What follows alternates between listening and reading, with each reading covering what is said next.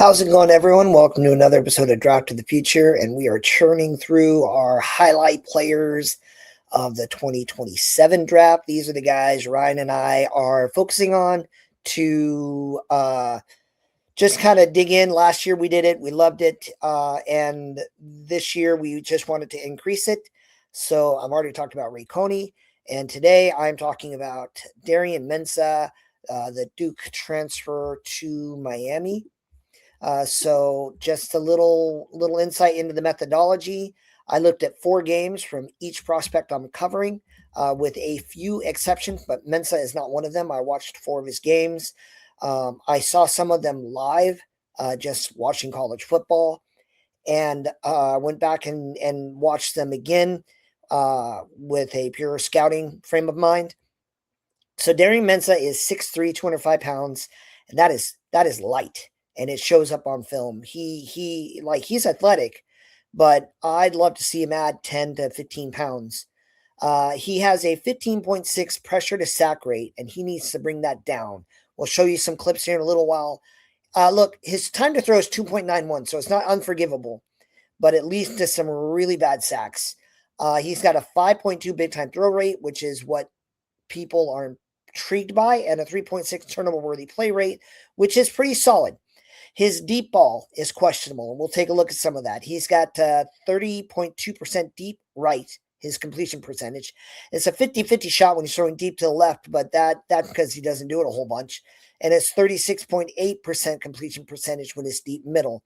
All his worst plays are deep to the sideline, all of them. So he transferred from Duke, and he's a surgeon in the middle of the field. In the 10 to 15 yard range, he's pinpoint accurate. He gets the ball out, and he's able to hit the check down. So let's just take a look at a prospect who's on schedule. I have this play brought up. So the ball snapped. Now, I'll say this. Look at his head. He's just staring that down. Now, I will say he eventually gets around, sees the check down, makes the throw. That is beautiful. You go there, you get the ball out quick, you keep the offense on schedule, and now we're cooking. So I forgot I was working with a full game highlight, so I'm not going to be able to bring that up again. But that play, drop back, take a look at what's there, and if it's not there, get rid of it. That is wonderful, and there's nothing wrong with that play. That is an example of him running and administering an offense. He does well with those RPO intermediate routes. And so we're going to bring up one of those examples. It's going to be a little tougher right now because I'm still learning the methodology of these screens. So what's working for me? Okay. I think that's it. I am wrong.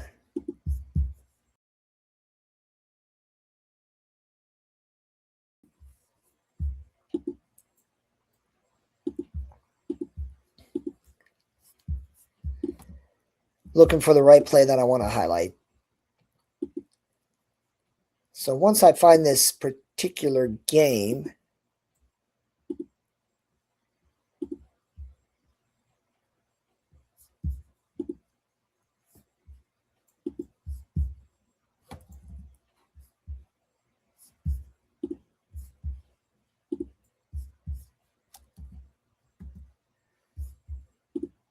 of course not. Bear with me here.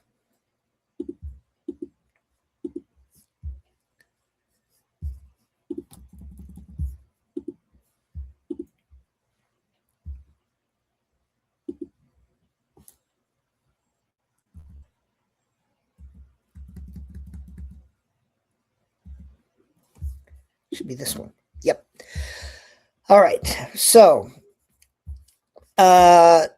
a lot of the hate on Mendoza was, it's just RPO. If you want to hate Mendoza for the RPO, you can't be a Mensah fan because that's his game.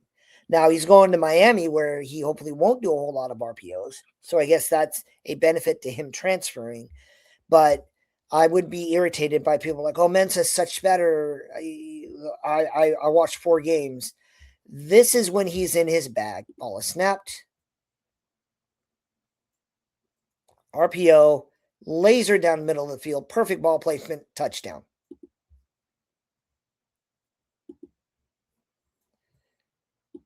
Ball is snapped. Now, I will say he stares down those receivers, and he keeps staring if they're not there. So that is, in terms of ball placement, you didn't see it. Let me show it to you this time. It'll be even better when you see it.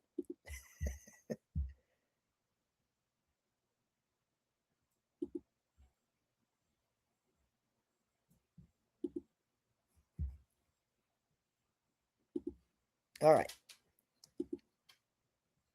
Might have to wait a play here.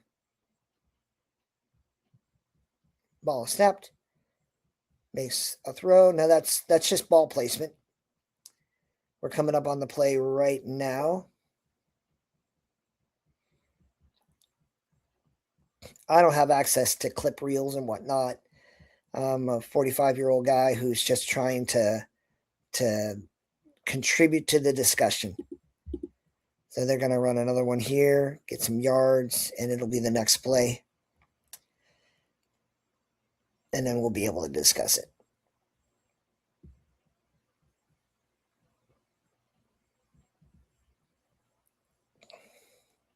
All right. So here we go. We got the RPO, laser down the field, touchdown. He's gone. That is his bag. Play action, plants, makes a laser throw, pinpoint accurate. Like his intermediate routes and his accuracy in the intermediate middle of the field. He can also hit the out, to be fair. He can hit the out route.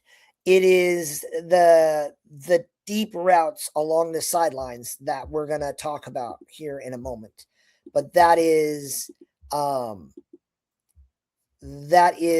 the area that he shines in. The other area where he shines in is in his arm strength and his pocket mobility. So hopefully I got my rhythm down here. We're talking Duke versus Syracuse. Got it. We're still looking at the Syracuse game. And again, I look at these games and I pick a screen where I feel like, okay, this will let me show what it is I'm talking about.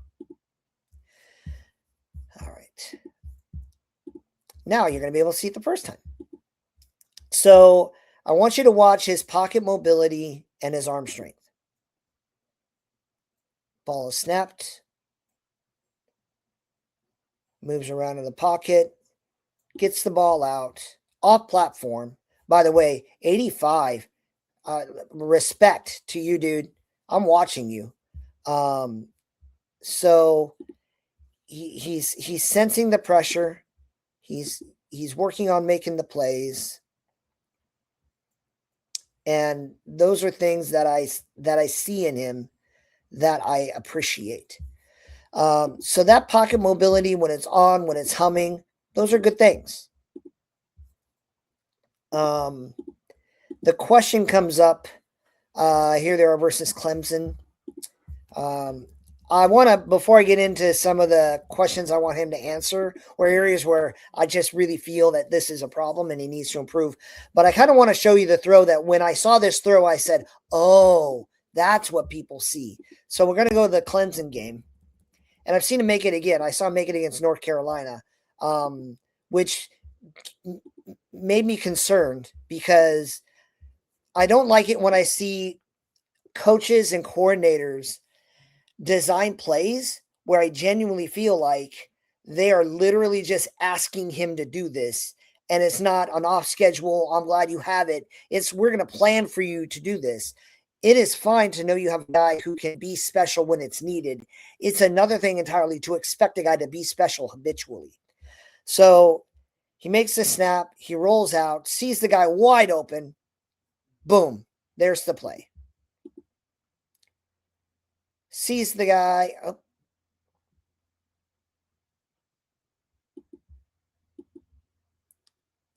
comes in motion. Oh, I'm not even showing it in, am I?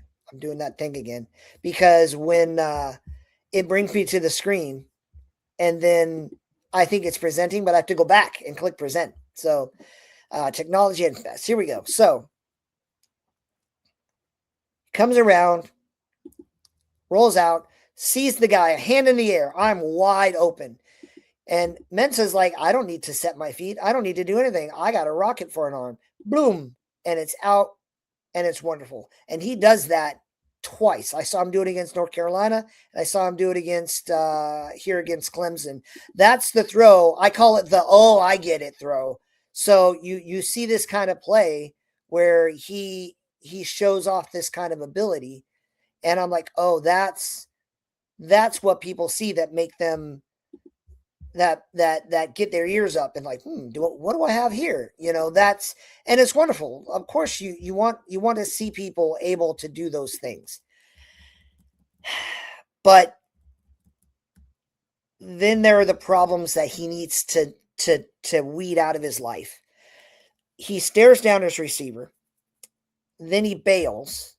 He bails backward in the pocket, and I'll show you an example of like the at least I can breathe out when I see him do it. So let's see here. This is versus Syracuse.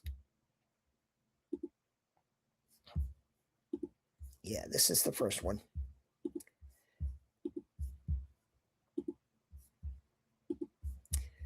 So watch his head.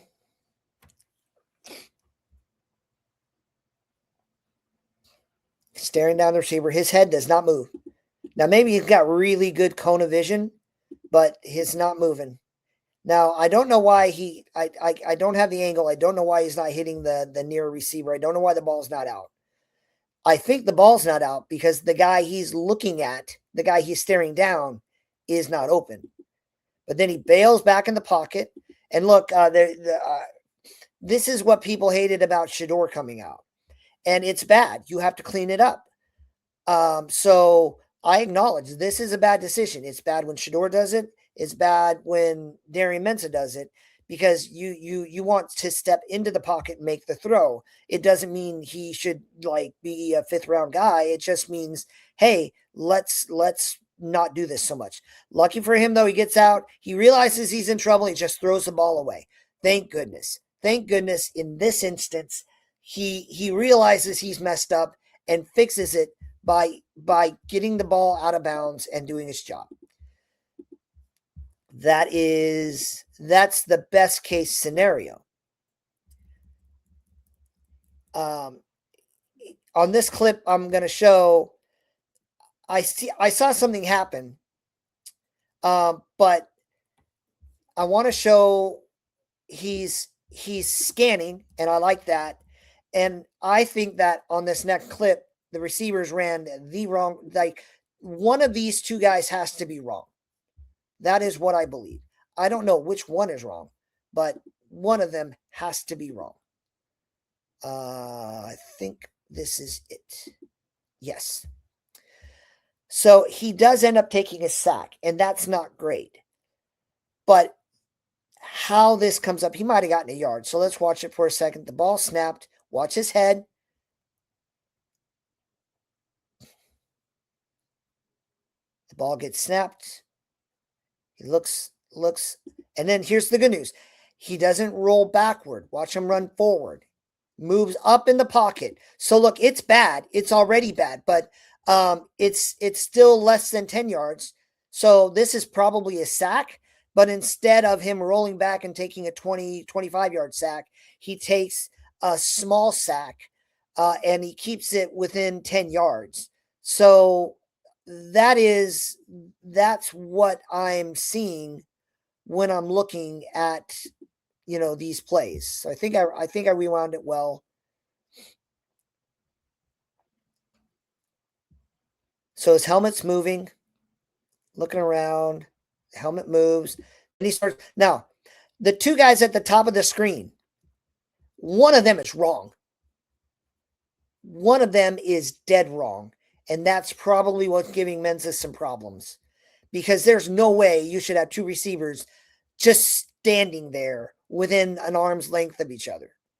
So he sees it, and instead of bailing backward, he does the right thing. If it's going to be bad, don't make it worse. He runs up in the pocket, that explosiveness, that athleticism that shines. Yeah, sure, he goes down, but maybe it's a 1 yard gain, maybe it's a 1 yard sack, but we're still like we have a fighting chance in this play.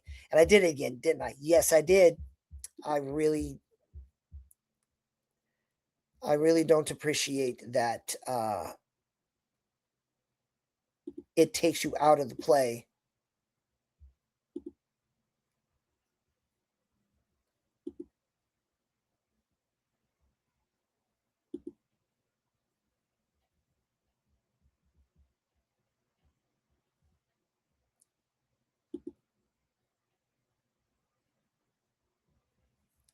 I want to make sure I got the right one before it.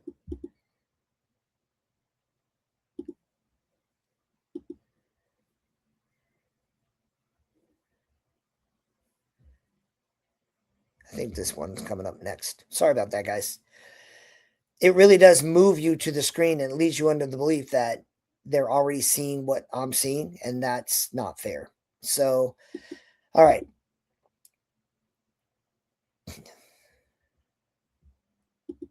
The ball is snapped.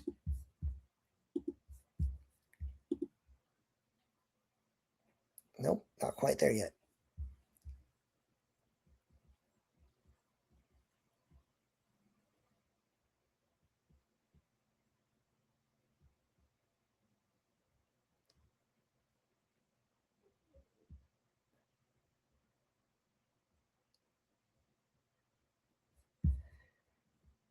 Ball snapped.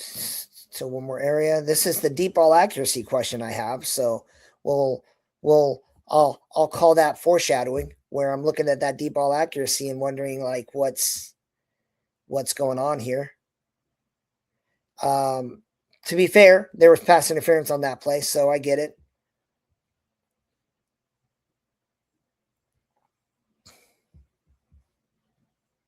So yeah, there's pass interference on that particular play, but that's not what you want. I might have to bring this whole play up again.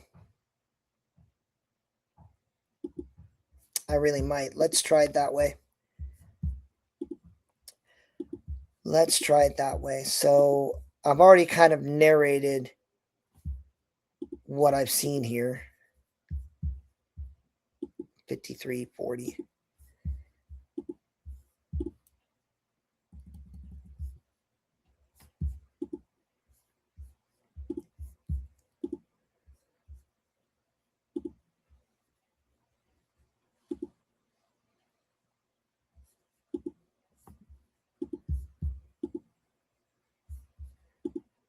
Okay, but now I'm going to go in here and actually select it. It keeps pranking me, making me believe it.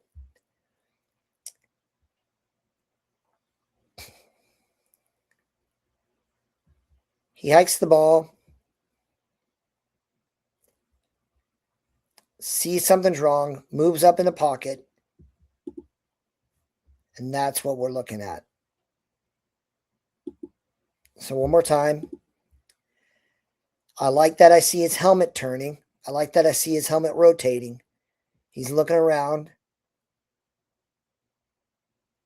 Sees something's wrong, and instead of bailing backward, goes forward. These two guys, I'll show you one more time when I come in again.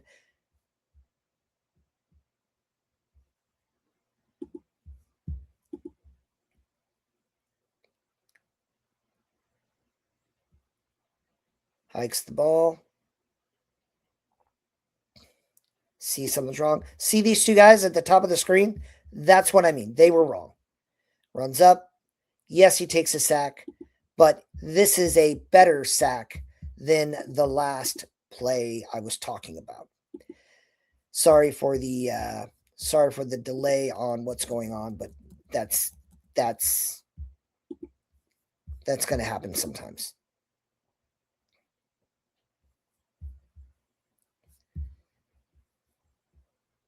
All right. So now I'm a little worried about I know what this is. Yep. So that particular play was better. But this is the unfortunate norm. Way too many of these. Way too many of these. If I got the right play brought up. So they're lined up.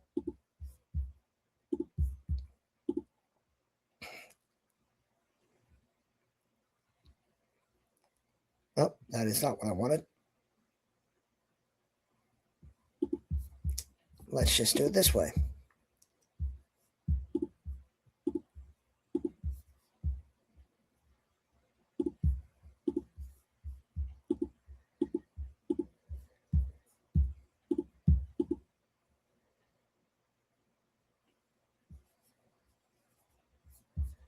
That's not what I'm looking for either.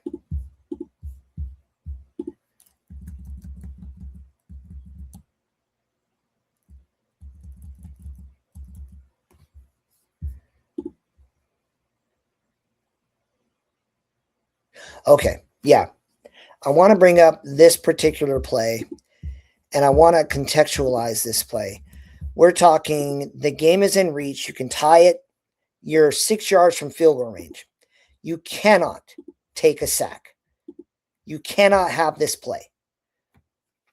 This is what I mean when I say the ball snapped, 28 seconds to go on the clock. You're only down by 3 points. You're only 6 yards. So, and it's second down. You don't need to be a hero. Ball snapped, holds on, bails backward. That's the minute that happened. I don't care who you are. Your coach is mad. He's running, and then it just goes from worse to even more worse. It's not a sack anymore. You have timeouts. Even that sack, there's something to salvage. But it just went from bad to worse. And it's not a play you can have. We'll watch first down here. With first down, then we'll watch second down. But these are what we're about to rewatch. There it is. Steps into the pocket, but makes a ill-advised deep throw. I think most quarterbacks they want to be the hero, and I don't blame anyone for doing that. But sometimes the most impressive thing you can do is not be the hero, because this ball, you can argue that 10 maybe could have jumped up a little bit higher, but there's just no reason to throw that ball at all. Now, if you're one of those fans who's like, yeah, but if he completed it, he'd be a hero. That's what hero ball is. You cannot play hero ball. You have to run an NFL offense. Yeah, it's great when you need it. And when you have to be the hero, like let your coach tell you, now it's time. Go be him. Go do that. But this is the play we're really digging in on. But at least he stepped up in that last one. Here, stares it down, bails backward, turns his back to the line of scrimmage, then tries to chuck it. Fumble, game over, you lost. If you take a sack, timeout. You can try again. Don't bail out. If you move forward, sack, timeout. Every individual decision made the situation even worse than it already was. And I know it seems like I'm really, it's just I talk more about it because of the time it takes me to switch around. But I only show these things when they show up multiple times. And I do it so that when I'm watching them through the year, just like I did with Mendoza, like you can't throw those blind interceptions in the middle. You can't throw it right to a linebacker. Mendoza cleaned it up. Mendoza is the number 1 pick in the NFL draft. Mensah can have that same elevation. He can have that same development. So now we're going to look at the deep ball accuracy, and we're going to start with, hey man, I have reason for optimism. I have reason to believe this is going to be okay. So we have this game against Clemson, and the challenge is, can you be more consistent? I am not affirming he cannot be deep accurate. I am affirming he is inconsistent on deep outside the number throws. So here's proof it can happen. Hike, plants his foot, rainbow. It's not the most perfect deep ball ever, but there it is. He made it happen. So I wanted to show that as proof of concept. The problem is the reality of most of his throws. And I know you saw one and it was pass interference, and you did see that, and it was pass interference. But honestly, that DB, if I'm a coach playing Darian Mensah, I tell my defensive coordinator, flood the middle of the field, dare him to throw deep outside. Dare him. And if he burns this, well, I guess he can do it more consistently, but I don't think he can. So here we go. There's that bail backward again. I don't even know why he did that little twirly twirl. Like there was nothing there. Throws off platform, deep, down the sideline, picked off. That is one example of what I see that I want him to clean up. So the idea is he's beautiful down the middle of the field. When he's in rhythm, it's a thing of work. He has all the athletic tools and arm strength to be special. What he needs to prove to show that is just be more consistent and show me more of the, okay, I took a sack, but it wasn't as bad as it could have been. I didn't make the situation worse. So sorry for some of the areas. This is my second video that I'm working on under this system, and I'm kind of gaining my feet here. But we really want more ability to interact and show what's going on, because Ryan and I both get frustrated when the better guys are like, yeah, these are things we want to clean up. And then they'll give you time codes. Like I got time to stop watching your show to go to this game and go to that time code, where I can just watch it and see what's going on. Now, there might be rights and stuff, but, we'll figure that out when we get there. But we wanted you to be able to see what we're talking about, both the good and the bad. Mensah's one of those guys, and both the quarterbacks I'm following this year, I'm like, man, if they put it together, they could be awesome. But neither of them are easy. Like my number one quarterback this year right now is Dante Moore. He's already shown me what I need to see. I just need more games out of him. If he comes in and plays the exact same season, he's my number one prospect. I expect him to get better and grow, and he has areas to work on. He's not the other guy I'm covering. I'm just giving an example. But I like looking at the guys who just need a couple areas of improvement to really fly up boards. And I hope he'll do it. So hope you've enjoyed. Give a like and subscribe. Tune in Monday, Wednesday, Friday for all of our prospects we're going to highlight. Give them likes and subscribes. Give them some watches, and you let me know what you think in the comments. Like, hey, I saw this game where he really did good with that, or I saw this and yeah, I get it too. We love conversing with people in objectifiable terms. So we'll see you around. God bless. Tune in next time.